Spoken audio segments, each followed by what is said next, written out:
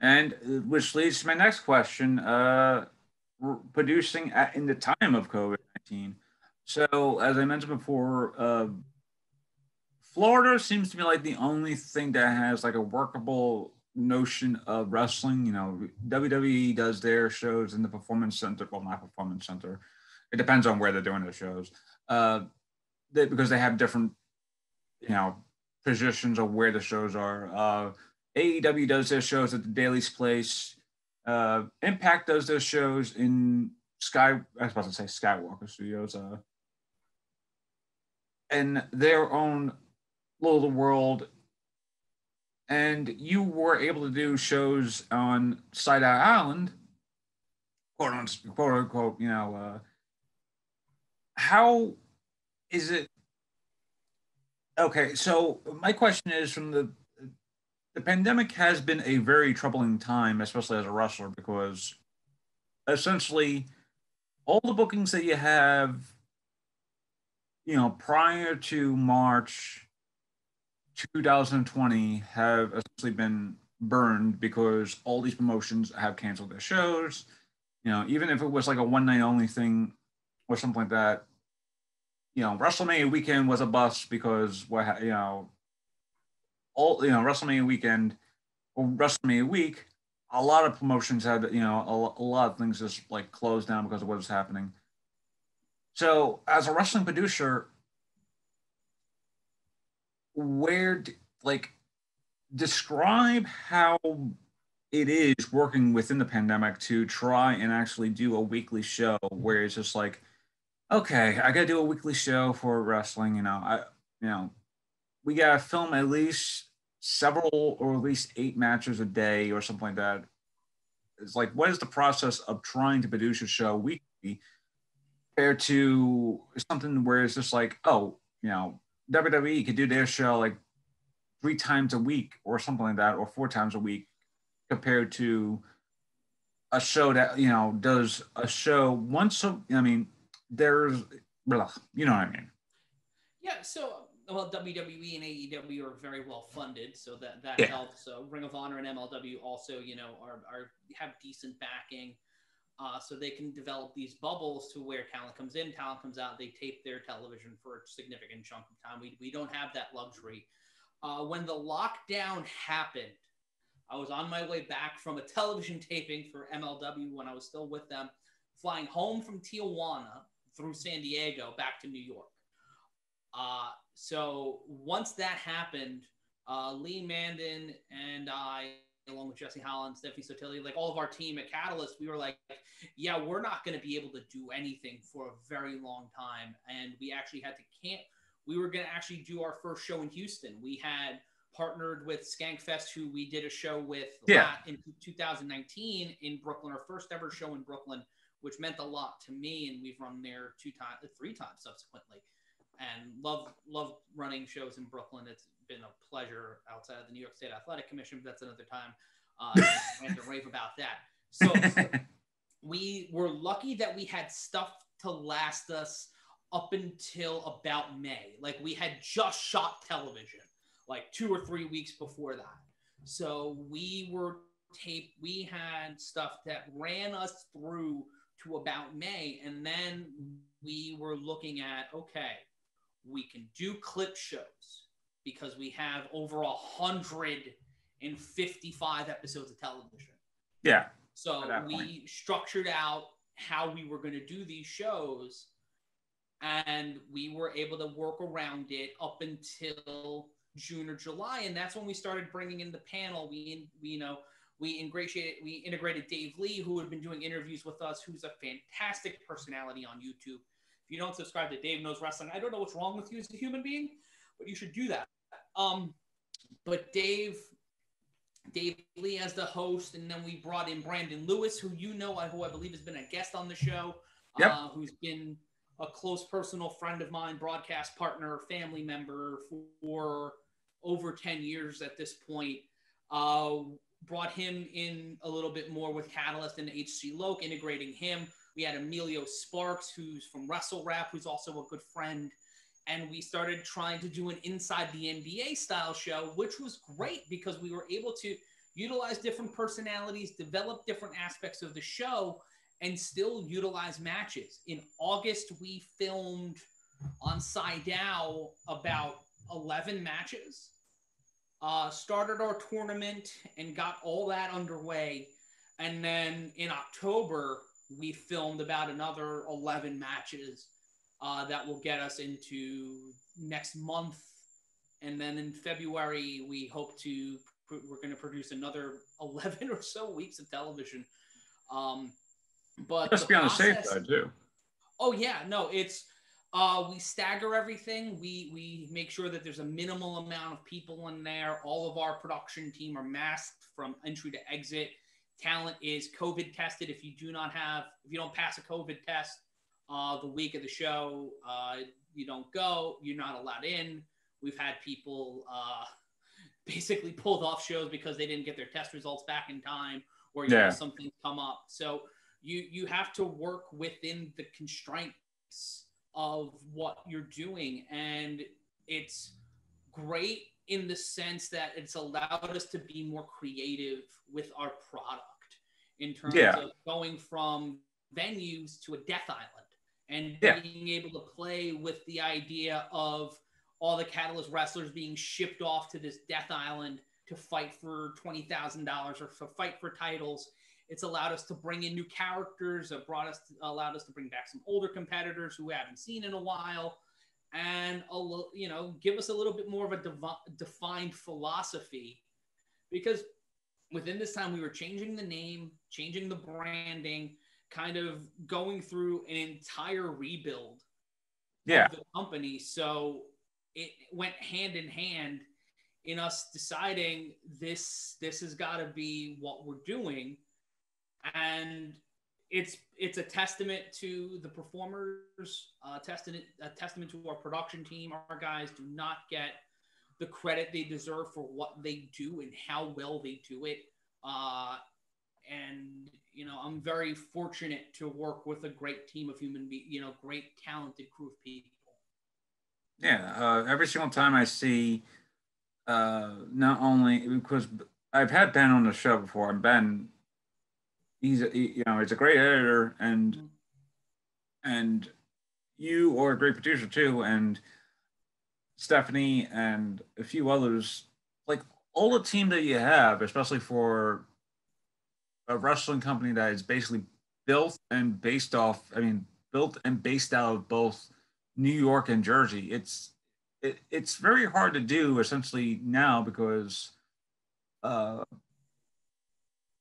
it's doing wrestling now. It's like there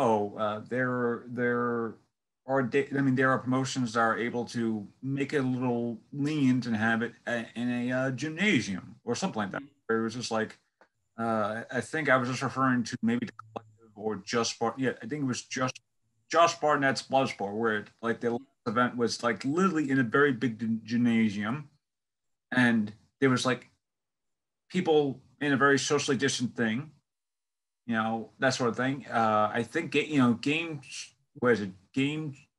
Changer Wrestling, game change. I keep thinking it's Game Charger because it's the game in there. Game GCW, they've had shows literally in the backyard. Yep. Or they had shows like on the boardwalk. We had to shoot a match in somebody's backyard on Sidao. We got Joe Gacy to wrestle Homicide, and the venue we were using and the people we were working with left that venue. So we were kind of like, all right, so the guy offered his backyard, and we're like, if we can do it, and make it look good, yeah, we'll do it. And the police were called. As soon as the match ends, cops show up. I'm not on site for this. Lee, one of the other producers and who helps writes the show with me, basically said, as soon as the match ended, the cops showed up. We talked with them. Everything was cool, but it was because Homicide said, "I'm going to kill you," and said that numerous times. And I was like, "Yeah, this is what wrestling and promoting is like in 2020. This is exactly what that is." It's it boggles the mind the extent of what one has to do to get a wrestling product on the air. Yeah. Uh, and now that you actually mentioned his name, Homicide, and also Skankfest as well, is like whenever I see the ad on Catalyst Wrestling, it's like you always promote the show as Skankfest in 2019, the show that brought back Homicide back to Brooklyn, like that sort of thing. So, as a wrestling promoter, was it difficult to say, hey, Mr. Homicide, I need you for a show for at least maybe one night, how? And now you've been working for him for at least like maybe for the past like year and a half, 2 years Yeah, or so. since almost two, yeah, over a year and a half since June of 2019 is when D first came in. Yeah. So how was it? And Homicide has been a wrestling legend for the past like say close to 25 years or something. Oh, Over 20. He's been in yeah, wrestling over for over 20 25 years. years. And I know he's been and he's been wrestling since longer than that. But it's like, and not only that, just recently on Callous Wrestling, you kind of like put you both like both Kobe Carino and Homicide both did their thing with like a blood feud that has been going on for more than 20 years. So when it comes to getting a big wrestler like that, and I know PCO has been on your brand too in Nashville too. No, Jake Hager was. PCO was on. Oh, okay. So yeah, so when it comes to getting like big time wrestlers for that sort of thing, as a wrestling producer, is it basically saying, okay, we need you for one night only or something like that? And like, how is it like going as a wrestling producer to say, will this person, because promoters have been saying and producers have said in the past that they got wrestlers in the they got wrestlers and then suddenly wrestler doesn't show up and they have to scramble the idea of saying, okay, this wrestler didn't show up tonight, we got to scramble and figure out who can we substitute with that thing. So as a wrestling promoter, when it comes to wrestlers like Jake Hager, PCO, Homicide, people that aren't essentially like Callous family, is it hard to essentially get them for like one night only or one event or something like that, or is it just very easy? It's like hiring anybody for any kind of job. Like if you're gonna hire an actor or a comedian for a gig, you work with them on a deal that's amenable for both sides. You figure out the date, and it's the same thing as booking anybody else for any kind of gig. Luckily, you build it's the same thing as in comedy or in acting, at least from what I've seen. It's like you build relationships. I knew Homicide from when we were in Ring of Honor together. We've been on shows together. I worked with Homicide. I blew my knee out against Homicide once as a manager because I went in the ring. D told me to run. I jump off the ring. My foot lands concrete floor, apron, knee buckles as soon as I pop down. So I'm running away from Homicide, limping with my left knee, using the guardrail as a cane to get back. I gave myself like 3 minutes, shook my knee out, and then went back to do commentary.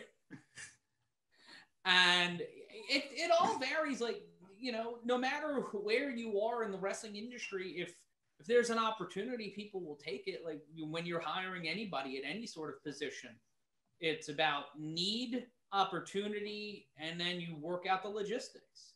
So it can be daunting and luckily, we have a great crew of people to run certain requests through or deal with talent. Like I'm more on the production and operations end of things. And then we have other producers who deal directly with talent or deal with bringing in outside talent. Like for Nashville, Stephanie Sotilli was coordinating with Scott Hall, Kevin Nash, Jake Hager, like all the outside people. Lee Mandan is the kind of the point person for talent to come in. Certain talent will work with me and contact me, but I tend to work on the day-to-day things and not necessarily the bringing in of talent, but more of like, we have the talent, we work on the creative ideas, I kind of give my opinion, filter things through, and then we, create a television show after that. Yeah. Before I switch topics to something that you I've seen you very adamant about, which is MMA. I do have one last question with regards to wrestling. Uh, with this pandemic, do you and WWE just recently announced, oh, for WrestleMania, they're doing WrestleMania in Hollywood, and like they're doing WrestleMania in in Hollywood and in Tampa, and someplace else within the next 3 years. So when did you see essentially wrestling going back to the ways of before, where it's just like in New Japan, where essentially all these people are like legitimately in the area again, but they're not screaming and yelling, they're clapping and all that stuff. They're wearing masks and stuff like that too. Do you see wrestling in America and probably in Mexico and in Canada, or at least in basically North America, where it's just like they slowly become a lot more lenient on, okay, crowds can go back to normal ish. Like AEW have crowds, but they're kind of like very spread out. Mm-hmm. WWE has crowds, but that's only on NXT on like certain days. Mm-hmm. I think that with the vaccine rollout and everything like that, I think once we get into the summer, I think late summer, early fall, maybe the earliest we see things getting back to a semblance of normal. I'm not necessarily sure on that. Like, we're always playing it by ear. I know we won't feel comfortable with fans in a venue until that point, if not later, Yeah, because we're still learning about this virus. We're still in the first wave of this vaccine, and all the things that come with a vaccine, the people taking it, people not taking it. Like, we're still awash in a lot of unknowns yeah, about where we stand with this virus. And with a new presidential administration coming in, hopefully there's a lot more clarity about that, and a lot of lot less obtuseness when it comes to the handling of this pandemic, because that's been the biggest hindrance on small businesses, live event businesses, anything to do with entertaining. oh Has yeah, been This has not been handled well. We have not been especially able to get a hold on things, and rushing to reopen and then shutting down again because of the lack of national oversight in a lot of ways really screwed a lot of people over. Like, it's cost us significant opportunities, uh, and has put a lot of things we wanted to do as a company on hold. And we've been able to pivot, and we've been able to achieve a lot of great things. I don't think we would have gotten our first, I don't think we would have made a push to get our own DVD deal if we did that, or we've advanced our syndication. um, it's caused a lot of innovation in our industry, but it's also just been a gigantic hindrance. And yeah, talking about MMA, the UFC on Saturday, excuse me, for the first time since the shutdown, had fans in the building at Flash Forum for the Holloway fight. And they're probably going to have fans this Saturday or whatever. We're recording this the week of the Conor McGregor fight. So yeah, when McGregor and Poirier step into the cage on Saturday, they're going to have fans in the venue. But they're also doing it in Abu Dhabi, where there's way less people, there's way more control, and there are certain things being, put into place. I don't know if an average independent company like ours, or our peers, are going to be able to have that level of consistency and assurance that a UFC, WWE, or AEW would have running in stadiums yeah, instead of us running in a church gym somewhere in Bay Ridge. yeah. So yeah, mm, switching over to topics to MMA. Uh, so did you get into MMA based off your radio broadcasting and stuff like that, or was it just something that was just like common occurrence, where it's just like, oh, I'm doing wrestling, and I may as well just do MMA somewhere. It's like and analyze MMA.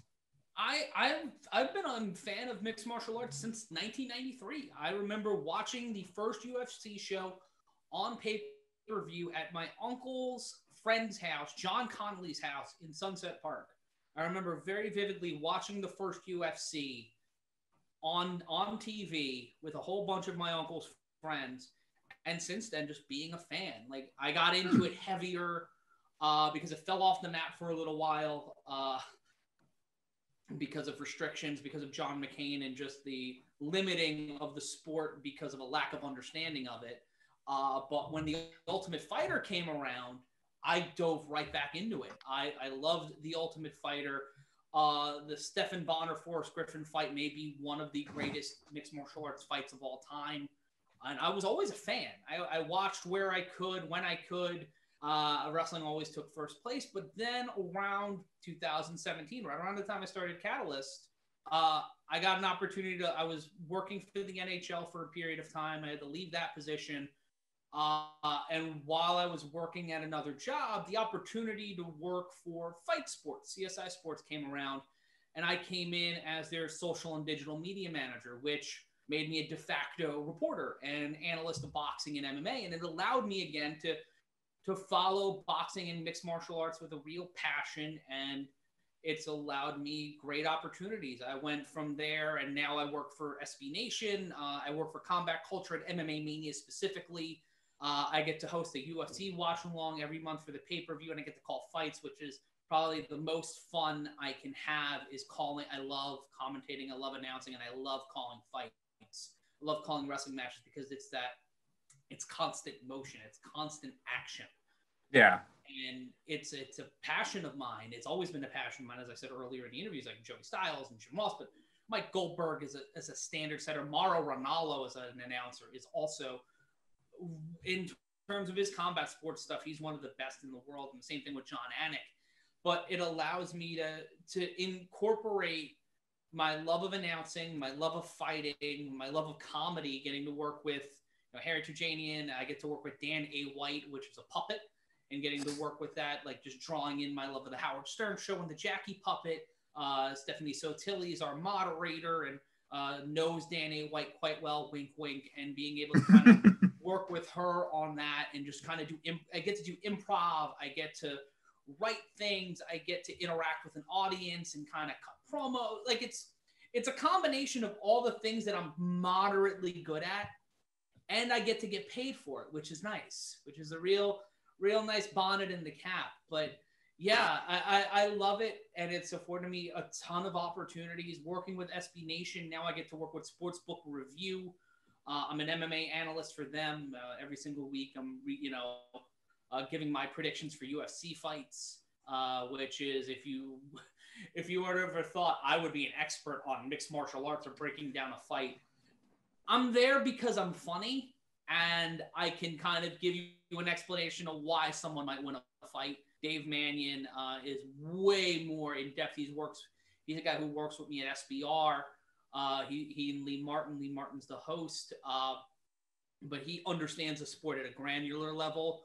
I like yelling about fat freak fights and kind of like finding the stats that kind of give someone the edge or not.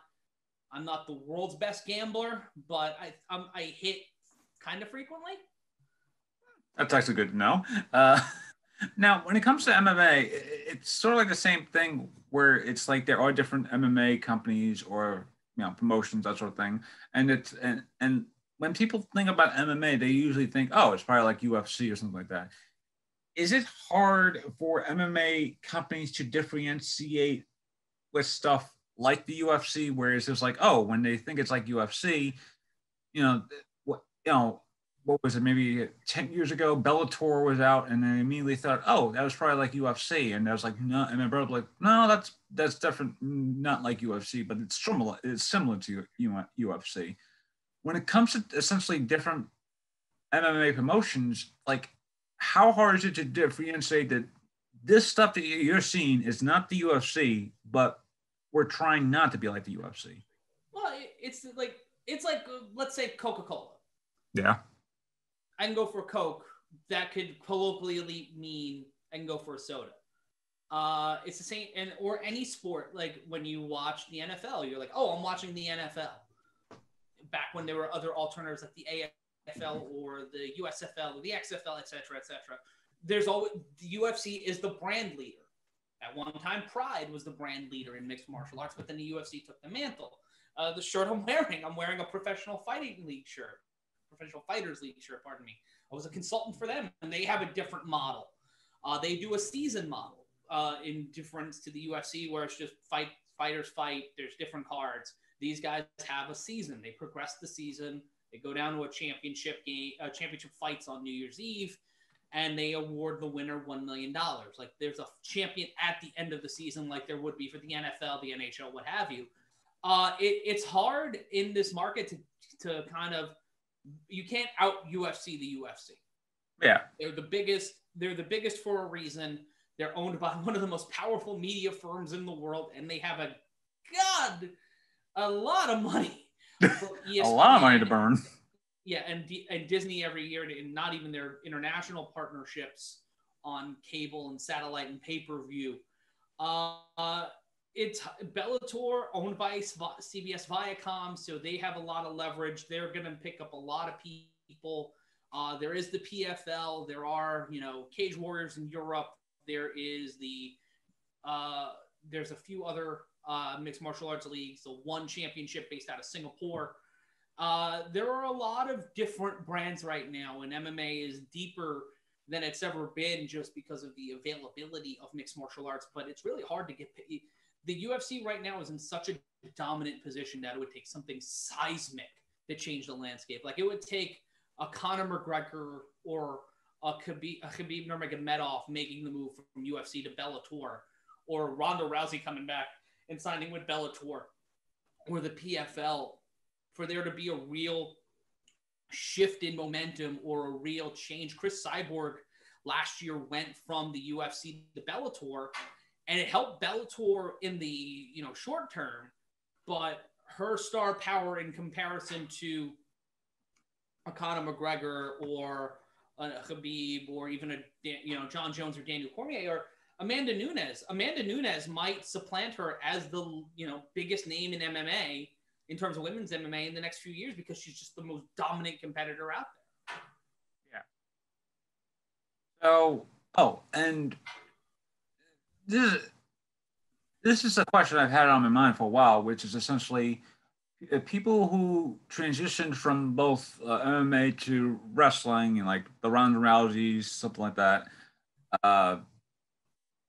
Quentin Rampage Jackson, Cain Velasquez, that sort of thing. Even if it was for like a few shows or something like that, but compared to wrestlers who basically went from being wrestling like Brock Lesnar, Jake Hager, CM Punk,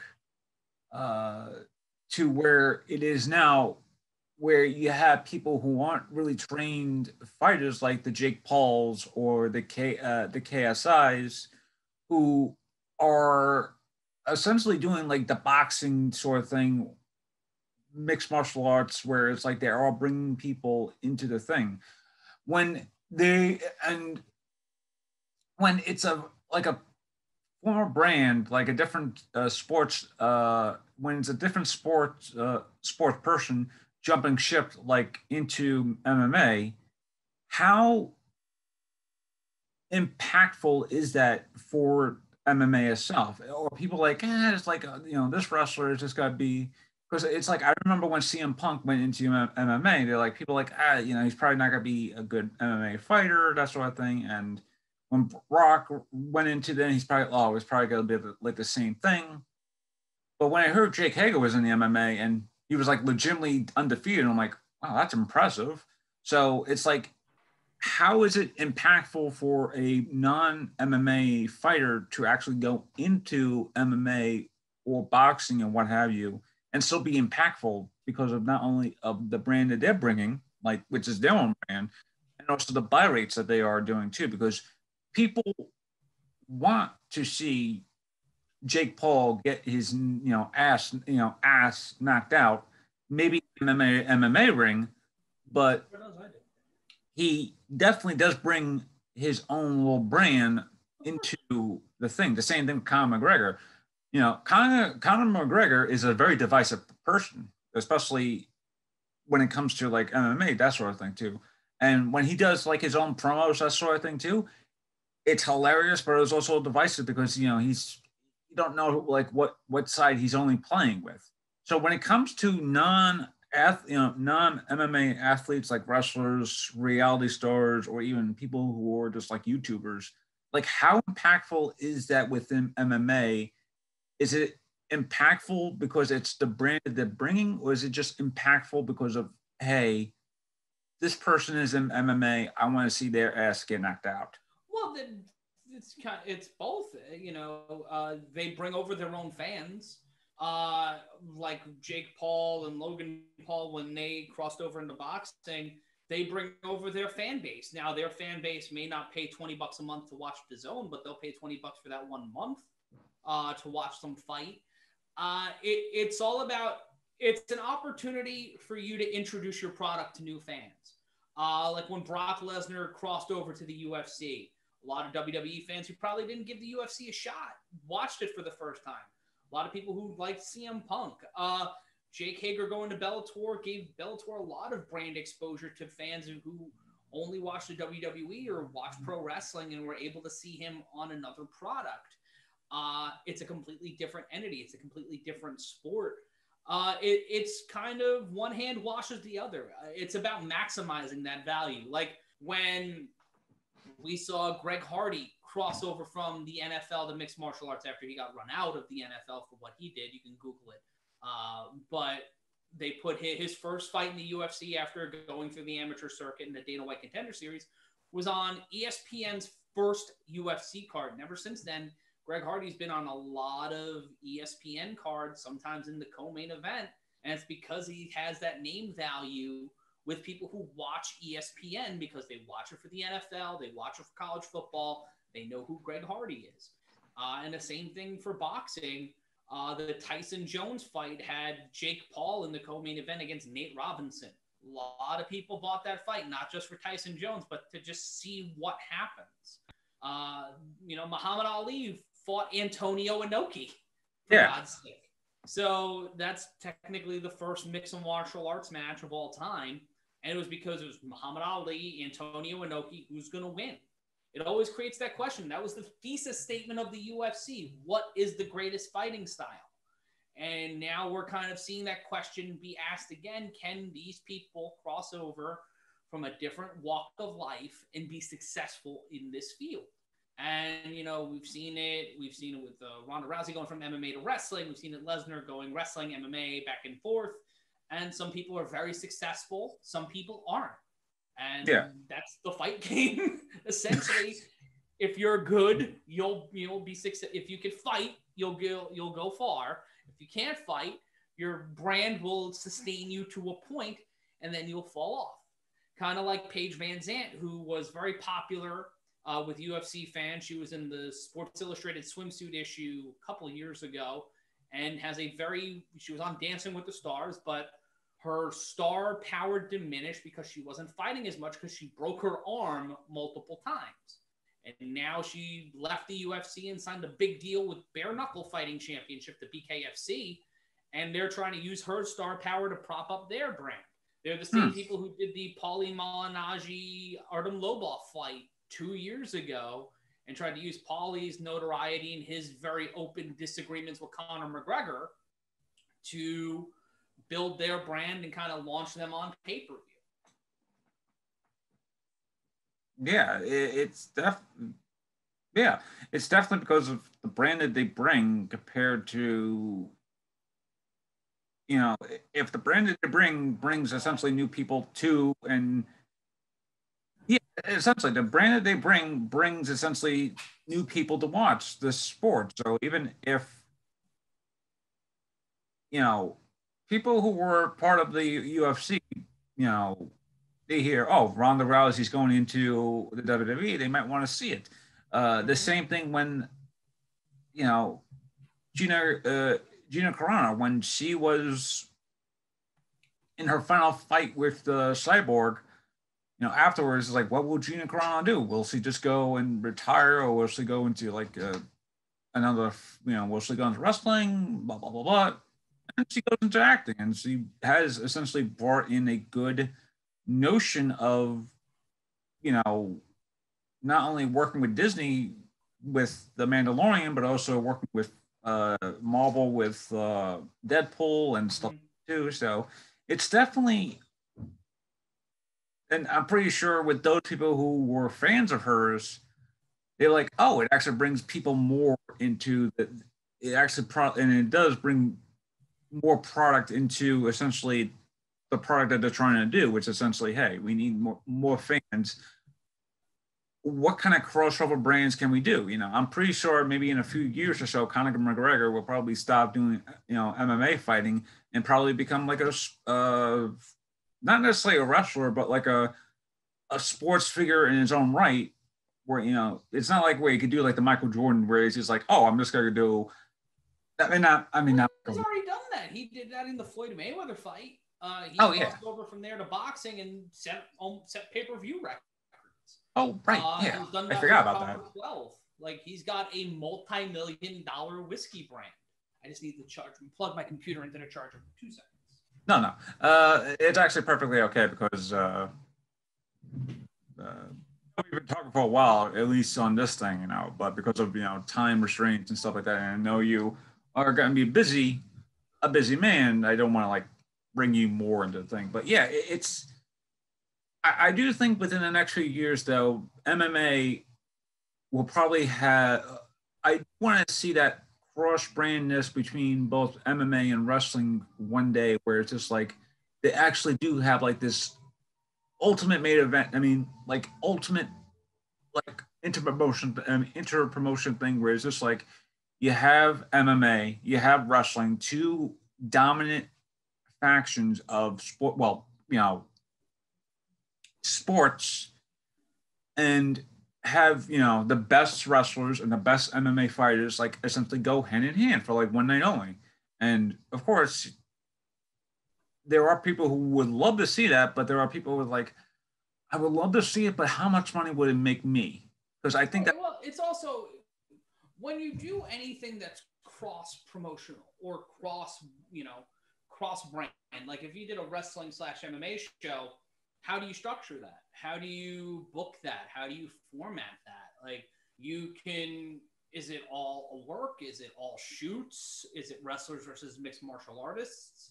Like, you come up with all the questions, and then you try to find answers. Like, when you look at doing something, this is kind of my producing philosophy, is when you look at a concept, you look at the idea, you come up with what the idea is, what comes at the end of it, and how do you get there? And what are Yeah. all the questions you're going to need to ask between the beginning and the end of that situation? So if we have a storyline, a catalyst, it's like, what's the inciting incident? What's the blow off? And how do we get from the inciting incident to the blow off? And how do you make that work within so many different levels of not only that story, but you have these other stories going on within that, and they can't be too similar. You can't do the same things. You can't have the same tropes or the same peaks and valleys. So you need to ask all those questions. How does this coalesce with what we're doing with the tag titles, the singles titles? Like, you don't want that level of sameness. And then if you do something where you're pushing a little bit of a harder edge, how do you counterbalance that if you're doing something a little more lighthearted? Like, you have different characters and different personalities all operating within this universe, and we have 24 minutes a week. Yeah. Without commercials, trying to develop what this brand is going to be and what the philosophy of this brand is going to be.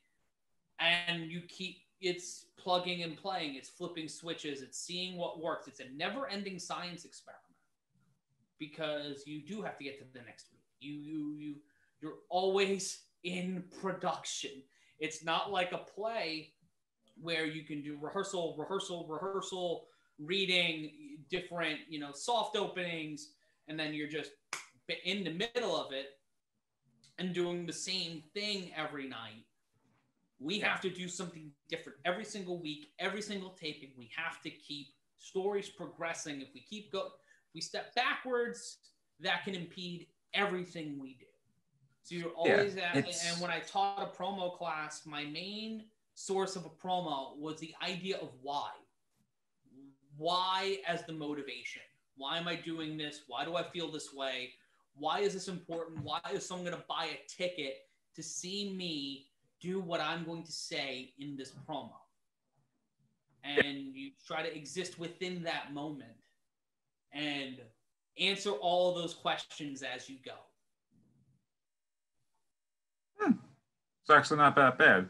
And on that note, that's the end of the, and on that note, I think that's a good way to end the episode. I do have three quick questions that are fairly easy. One, do you have any advice to those who are not only emerging producers of their own right, but also just like going into differentiate, I mean, into different, who are trying their hand and essentially in different forms of entertainment, be it, production, wrestling, so forth and so on.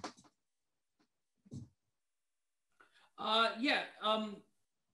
Always, if you don't like something, offer an alternative. Don't say no outright. Because no shuts a door, it doesn't create an opportunity. Always look at things from a variety of angles to give you perspective. Never, ever, ever silo yourself, because if you keep yourself condensed and you keep yourself within this silo, you're going to have tunnel vision and you may not see something that could be a huge asset down the line. Try not to be bitter. God, that is the hardest thing in the world, is to not be bitter. Whether it's being denied opportunities, being denied access, being told no, you're going to be told no. You're going to be told that this is not what you wanted. This is not what we're going to do. This is not the road we're going down. Don't get mad. Figure out a way to make your plan make sense. Always be prepared to defend your ideas, but always be prepared to work your ideas along with someone else's. You can come up with something that's amazing and dynamic if you work with people. If you work against people, you're not only limiting yourself, you're limiting the production. It's not about you. It's not about what you want as a producer. It's about the betterment of the product. It's about the betterment of the talent. It's about improving what we're doing to get to another level. Always be willing to listen, always be willing to learn, and always be willing to study. Do your research. Take what you love and apply it to what you do. If you find something, if there's a book or a movie or a TV show where you see something and you're like, I feel like I can use that somehow. How can I use that? Like for me, Aaron Sorkin's walk and talks. I love them. And I integrate them into promos. I integrate them in the vignettes. I integrate them with what we do at Catalyst. I love long-term storytelling.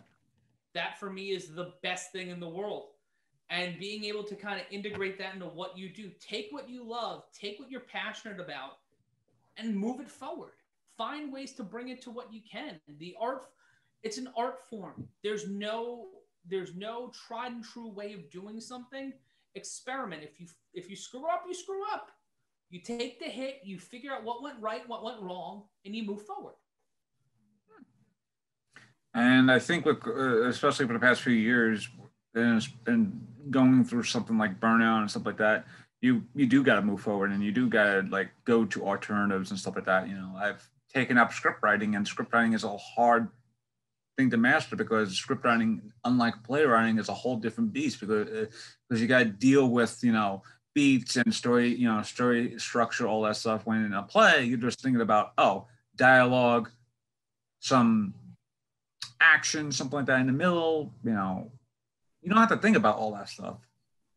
But when you got to do with script writing, screenwriting, you got to think about interior, exterior, all that stuff. So definitely you got to think about alternatives, but you don't get bitter, and also just essentially just don't get bitter, and always look on the bright side of life.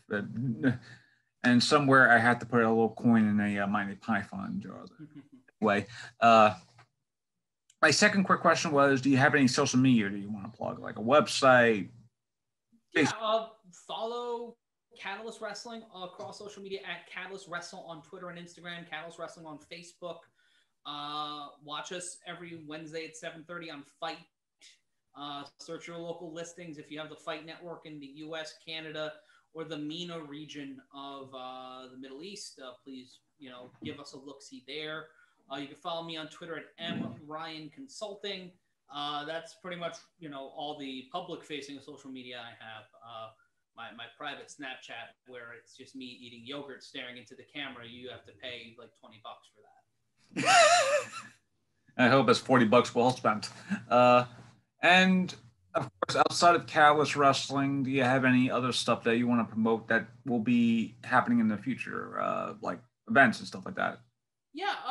So obviously, Combat Culture every single month for UFC pay-per-views. I'll be hosting live watch-alongs every week on SBR Sportsbook Reviews YouTube channel. Me, Lee Martin, and Dave Mannion break down this week's the upcoming UFC cards.